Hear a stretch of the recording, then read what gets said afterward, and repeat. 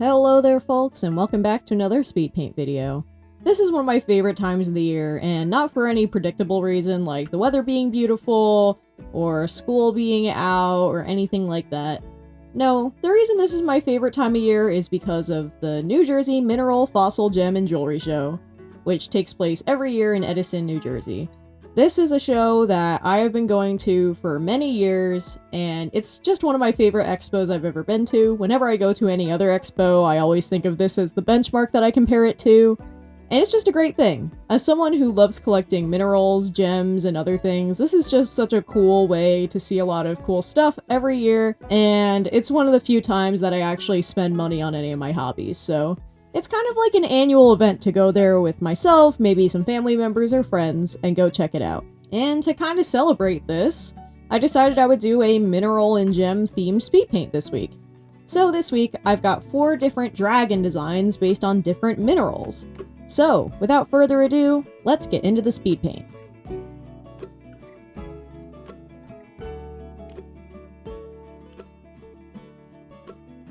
First up, we have the Amethyst Dragon. Now, amethyst is definitely one of the most common minerals, and that's mostly because it's a variety of quartz, which I would say is definitely one of the most common minerals, mostly because it is a silicate crystal, so it has a lot of silicon in it.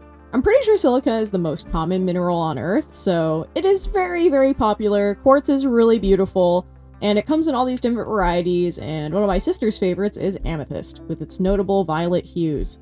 I'm sure a lot of people are familiar with amethyst, not just because it's quite common, but because it got a little bit of boost in popularity with the airing of Steven Universe, since, amethyst is literally one of the characters in that. So I think a lot of people now know about this lovely gem thanks to that show, which I think is pretty cool. Amethyst is pretty interesting because while it is known for that purple color, it actually has a little bit of variety too. There are some variants of pink amethyst, which have like this very pale, almost dusty color. And when exposed to heat, amethyst often turns very yellow or brown and kind of resembles citrine. And citrine is another variety of quartz. There's a lot of gems out there that are actually just different types of quartzes with various impurities giving them different colors, amethyst being one of my favorites of them. And ametrine is the combination of amethyst and citrine together. So it's kind of interesting seeing these different cousin rocks interact with each other. And I really just wanted to lean into just the pure classic traditional amethyst palette with this design. I wanted to give it a lot of shininess, a lot of flashiness. I gave it these like big long silver eyelashes because I thought that would be really fun. This dragon as a whole has more of like a Kirin or Kelpie or like undulate kind of vibe. Obviously it's got its little hooves, and I really wanted it to feel very, I don't know, just like odd and fantastical. Like it's a very awkward looking animal, but a very beautiful looking animal, if that makes any sense. I also wanted some of the chunks to resemble the way that, like, there's a little bit of striation in chunks of amethyst. For example, amethyst usually grows on top of another mineral, so it kind of has these bands when you get a chunk of it, where it's sitting on top of one thing and then it goes from white up to purple. And I really like that. I feel like a lot of people have compared it to the ace flag as well, so I took a little bit of inspiration from that color palette and that kind of graphic design-y element. And I just had a lot of fun trying to make, like, a strange, fluffy, fantastical sort of dragon. Like, one that's very untraditional, if that makes sense. I've mentioned this before in my dessert dragon video, but the cool thing about dragons is you can do pretty much whatever you want with them, and as long as they look sufficiently weird and elegant or majestic or badass, I think they can pass off as a dragon. And I think this creature most definitely does, with its horns, its 2 pairs of wings, its tail, and its overall just like magical qualities that it's got. I feel like it definitely passes as a dragon, even if it doesn't resemble any specific kinds or species that I think are documented or described by anybody. And I think that's just a lot of fun.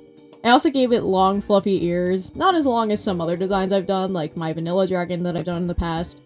But man, I still had a lot of fun with this, and I think it came out pretty nice and cute.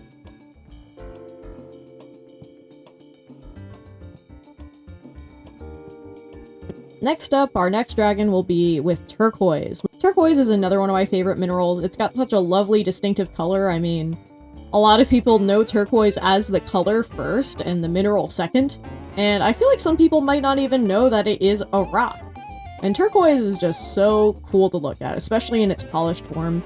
I feel like for most rocks, I kind of prefer their raw, natural form, but turquoise looks great polished. It looks so nice. It has such a nice opaque quality. I feel like usually minerals, I often prefer the iridescent or translucent types, but turquoise is probably my favorite of the opaque styles of minerals. The color is just so nice. I love the veining that often happens with it. It gives it such a nice texture, and it's just a lovely looking mineral, and it's also just one of my favorite colors, so that's a real bonus.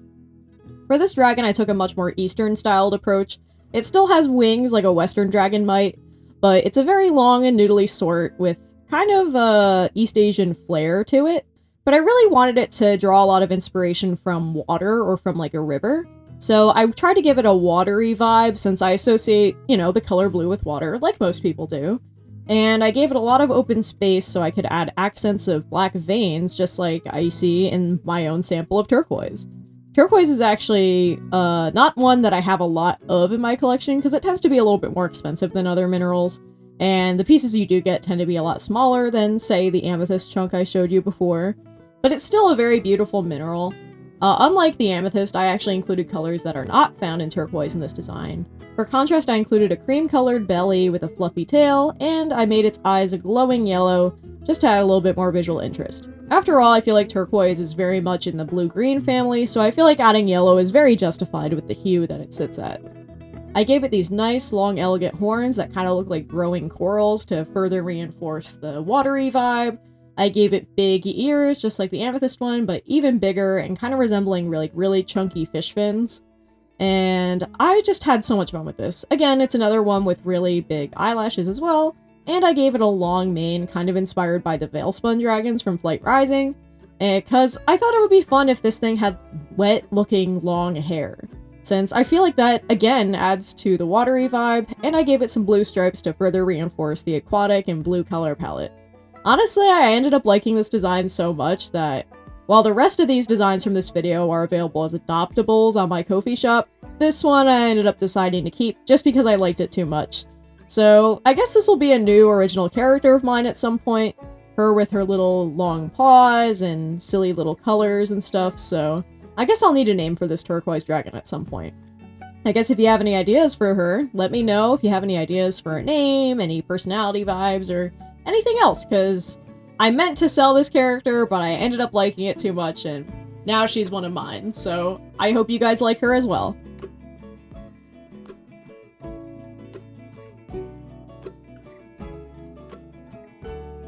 The third dragon of this video is inspired by calcite, specifically orange calcite, and especially rough-looking calcite.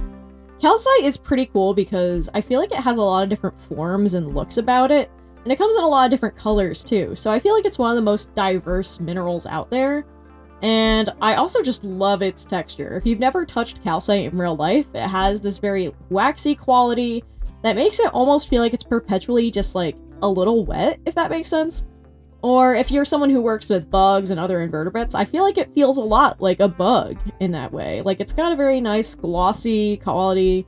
It's got a very nice glossy quality that is just so nice, and it of course comes in a bunch of different patterns in terms of how the crystals grow. It's got a lot of diversity, although I think my favorite might actually be just the rougher type of calcite you might see out in the natural world. I've got a chunk that you'll see in this video here that is one of my favorites just because it just reminds me of an orange slice so much. Like, this is definitely one of the rocks I have in my collection that looks like you could bite right into it. In fact, I actually got some more pieces of calcite at the Rock and Mineral show this year, and oh boy, they look so edible. The ones that I am showing in this photo are some of the most orange pieces of calcite I think I've ever seen in my life. Like, they genuinely look so edible, but it is just calcite. You shouldn't eat it. It would not be good for you to do that.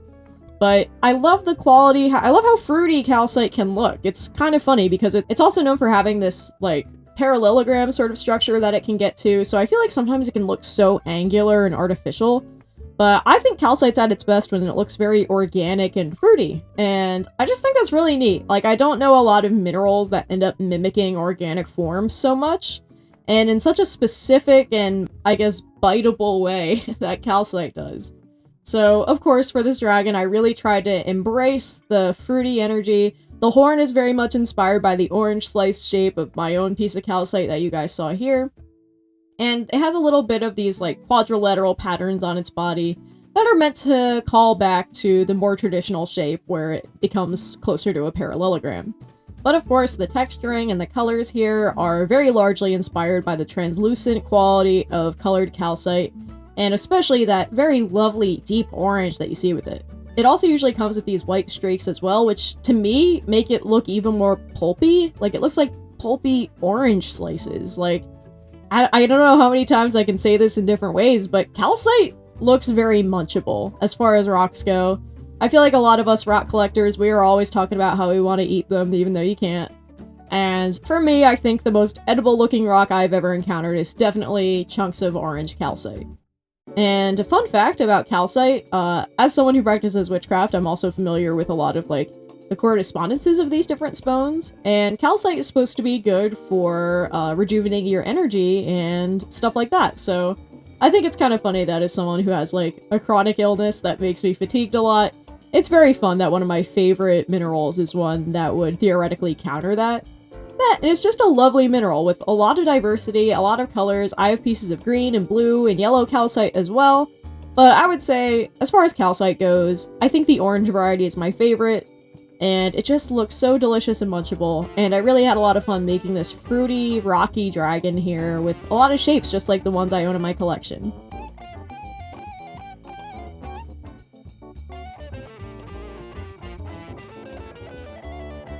The last dragon I've got for you guys today is inspired by malachite, another gem that you'd probably be familiar with if you've watched Steven Universe. Malachite is a really cool oxidized gem. It's got a lot of copper in it, which gives it that nice green color. And it's also said to be good for healing relationship and improving, like, the bonds between different people. And honestly, I just like it because of how cool it looks. It's another one of those opaque minerals that I actually really, really like. I love the banding, especially in polished malachite, but the lumpiness of the natural stuff is also very fun to look at. There's that one very famous piece of malachite from Tumblr that, if you know, you know.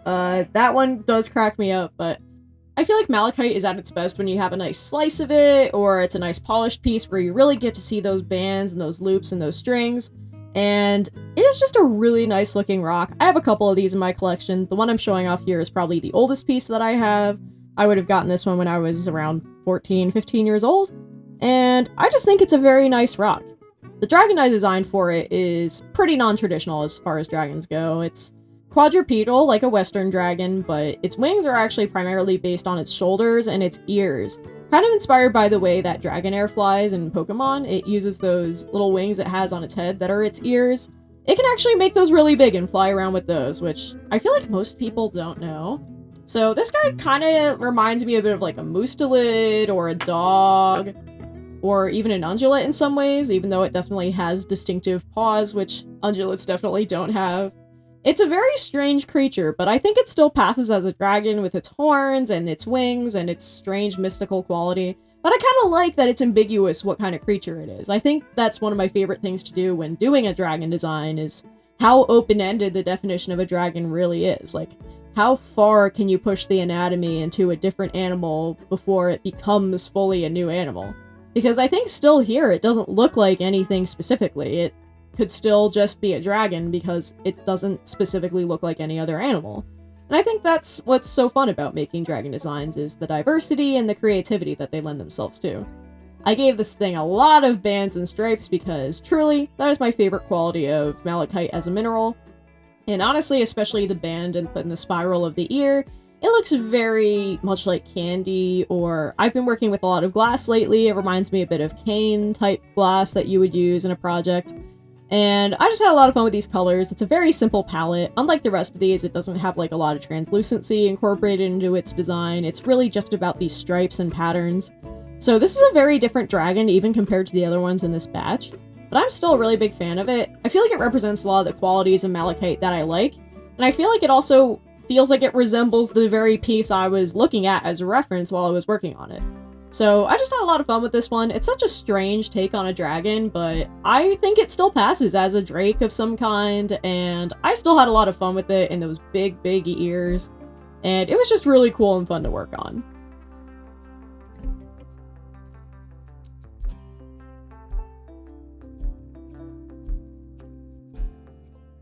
And with that, that is all I've got for you guys today. Thank you all so much for watching, I hope you enjoyed the video. Let me know which one of these mineral dragons was your favorite. And 3 of these are actually available on my Ko-fi store right now as adoptables, so if you really liked one of them, it could be your own character if you decide to go pick them up. I think they're really cool, and I would really love for them to go to some good homes. Except for the turquoise, who I guess I decided to keep for myself. I'm very happy with these designs, so I really hope they find a good home with someone who will have a lot of fun drawing them or commissioning them over and over again.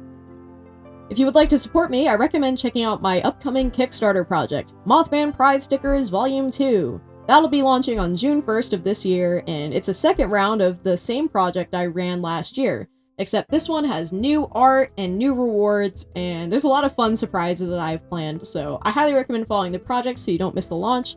I'd love to hit 100 followers on this project before it launches, so hopefully we can reach that goal soon, and with all of you guys, I'm sure we could hit it pretty easily. If you'd like to support me but my Kickstarter's over, or you're interested in supporting a little more directly, check out my Ko-fi page. Like I said, I've got a shop on there that has a lot of adoptables, emotes, wallpapers, and all sorts of other stuff. You can also support me monthly, which helps me cover my bills and expenses a little more consistently, and adds a little bit more stability to my life as an artist. And there's a lot of other stuff too, like blog posts, getting to see my art early, and a whole bunch of other benefits that you get just from following the page, so consider checking it out. So thank you all so much for watching. I hope you have a wonderful rest of your week. I'll see you guys next week, and in the meantime, why don't you guys go out there and make some art?